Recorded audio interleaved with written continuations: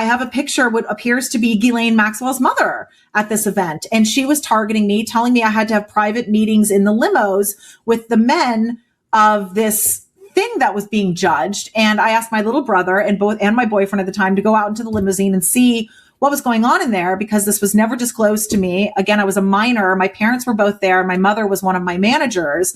And I was like, this was never disclosed to me.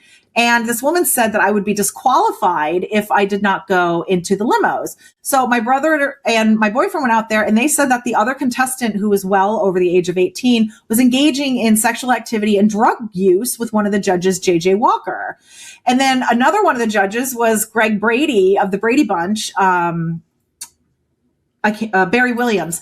He was trying to get me free drinks at the bar at 17. He gave me his headshot and told me he was very, very lonely and to reach out to him. And then they splashed me on the front page of the paper after I didn't win because I didn't go in the limos.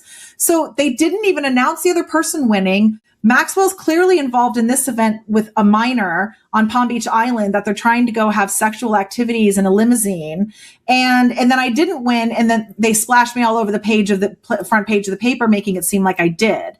So I constantly was targeted by this network. I had weird interviews, like with Pringles. I went on a job interview where the director was telling me to take my shirt off and kicking my older brother out of the room, even though we had one of the same talent agencies that got us this gig together.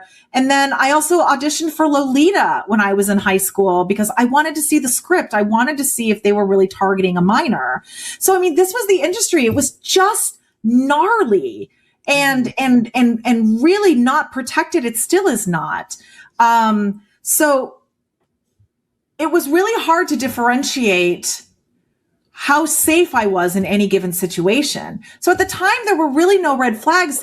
The industry ran this way. It was very much, oh, I want you to meet someone. Let's go to lunch or let's go to dinner and it's so unethical. This is not how any of this should be orchestrated, as we see with like Harvey Weinstein and we see with the casting couch and we see with all this stuff. So as part of the industry, you're groomed to believe that you do have to go to these things. And I had to say no over and over and over and over to the point I lost my whole career, because you do apparently have to be trafficked or exchanging sexual favors in order to make it into the industry. So I never was able to make it into any of that. But at the time, I didn't know who these people were. I didn't know what the network was, but I knew something was wrong and something was definitely off and something was up. But I didn't know how to pinpoint it. And like I said, it wasn't until 2019 when I started seeing Ghislaine Maxwell in the news that I was like, that it even clicked that she was the lady from when I was 14.